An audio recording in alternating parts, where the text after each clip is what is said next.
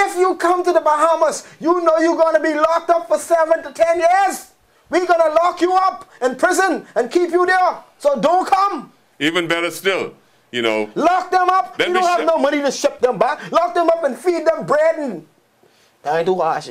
No, see, what we got to do is... No, but seriously, if we don't, we have to take other measures because they're going to keep coming. Ship them out. Ship them out. You got biological chip. You can put a chip in them. And then they come this way, you can repel them. Buddy, they coming back. They keep coming back. They would not come back. They would not come back. What I said to you earlier. It's illegal to come here. You get locked up. For 42 years, successive governments have failed to put the base at Inagua. Do you know they have to all cross Inagua before they get to any of our islands? And so you could stop, you could stem the flow of illegal immigration right at Inagua. Why? Why? Can you offer me a logical reason as to why you think this has not been done, other than we dealing with blackbird and crow? What's the difference between blackbird and crow? 75%, 100% Bahamians in our leadership capacity. That's a good question. Back to that again. So there's not. Not. That's a good question. Because if they stop them at Inagua, they may not go back home, but they go redirect to someplace else. And we ain't going to have that problem. They wouldn't be coming into They ain't going to be coming here. That question you asked about the heritage of the members who lead the various political parties or who are members, the Bahamian people should demand an ancestry. Yes. Because who is your people is very important. Exactly. Especially in the decision-making of this very small nation.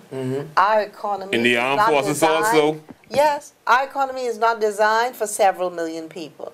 And the threat from the south is to the tune of millions.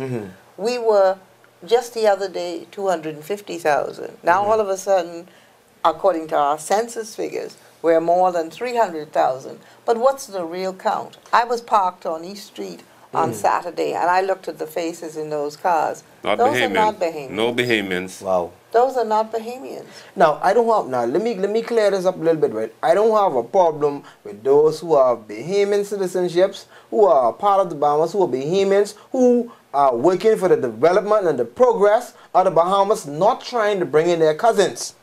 But trying to change the culture and trying to change the Bahamas. Mr. Taylor. But why would you not try to bring your family man, come on, Mr. And why Taylor. would you not try to change the culture of a people who are too dumb to protect their own? Because I can tell you this, when I was looking for your show the other day on Cable 12, I told you I was treated to a 1-hour-long diet of a program completely in Creole without English subtitles.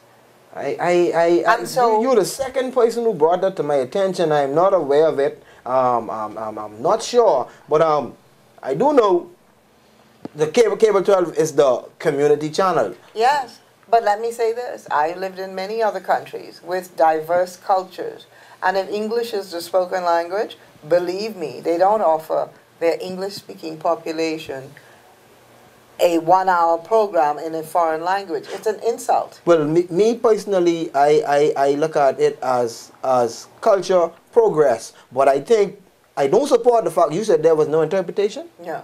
Because they could have been saying anything. They could have been casing our prime minister. It's a national security risk to have people in an English-speaking country speaking in their own language to their population in that country. That's a risk. It's just not done. Well, I can't really answer that one, but I could say if maybe you could speak to someone at the community channel.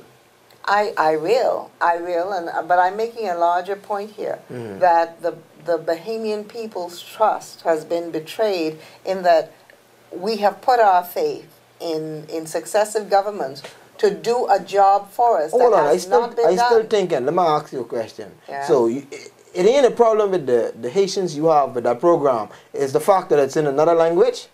It's in Creole. Because I had my last program last week was the Bahamian and the Jamaican connection, and they had this function on the park, Boxing Day. And They're talking in English. So everyone talking English. So is the language, what is the problem? I have a problem generally that our Bahamian culture, the unique Bahamian expressions, even our speaking English, is under assault. When the former foreign minister comes on television to tell me that very soon the children are going to be taught in Creole because there are so many of them, then you're telling me I have to legitimize an accident.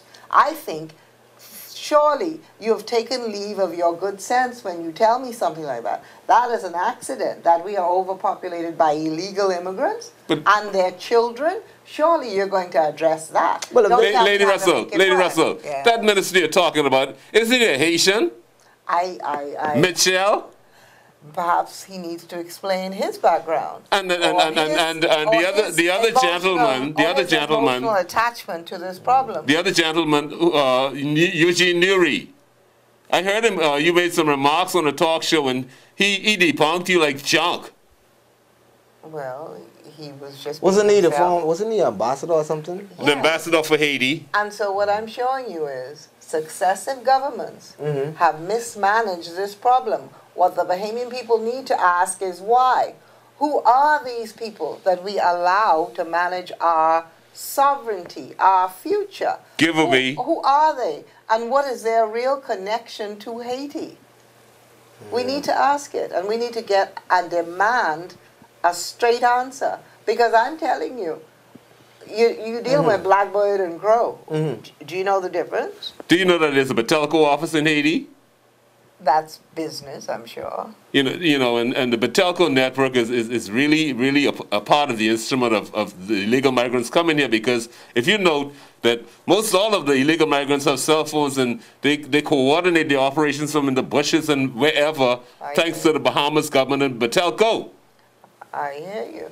Well, Batelco it's a business entity. They're running a business. They're about making the money. Cell phones are for anybody. Yeah, but you cannot allow people to have cell phones that are active. I mean, it's basically. You know who has the cell phones, Mr. Bahamas? Come on now. It's almost treason, my brother. Because if you're going to give cell phones to persons who are illegal in your country, they bought it. The family bought it. The cousin, I bought it from my cousin, and that's how it go. They didn't walk up to Batelco and say, "One phone, please."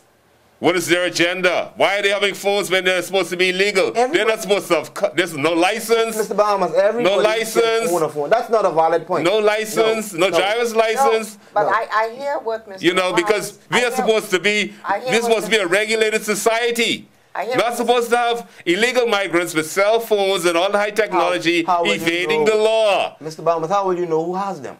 And how do you know that they're illegal? How do you know? I hear what he's suggesting. He's suggesting that the very placement of Batelco as a business in Haiti is questionable. Haitians in Haiti has families here in the Bahamas, and Batelco can make a buck by them purchasing the phone to call the families here in the Bahamas. You don't need to sell out. Also set up for them to come on. You do not need to sell out birthright for a couple of dollars. We're tired of doing it. So you're saying that Batelco should close their doors in Haiti? What he's saying is we have an unnerving and frightening situation that's escalating beyond our ability. Which can become a breach of national security. It's gonna if you're not gonna stop it, you're gonna see.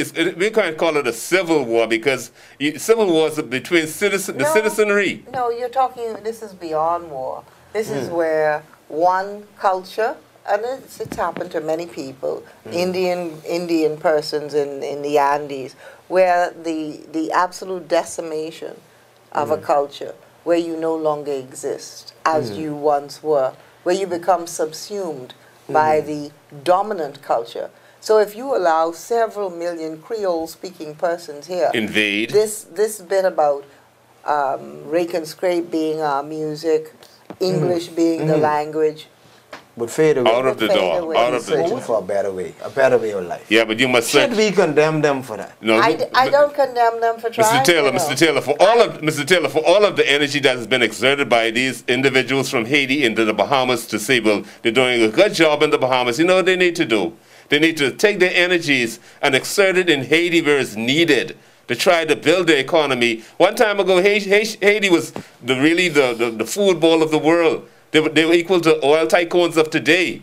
But now today, when food is really needed, what are they doing in other people's country? Yeah, but look at the other day when my prime minister, after the hurricane, and he gave some monies to Haiti, the people wanted to eat him up. They need to eat him up.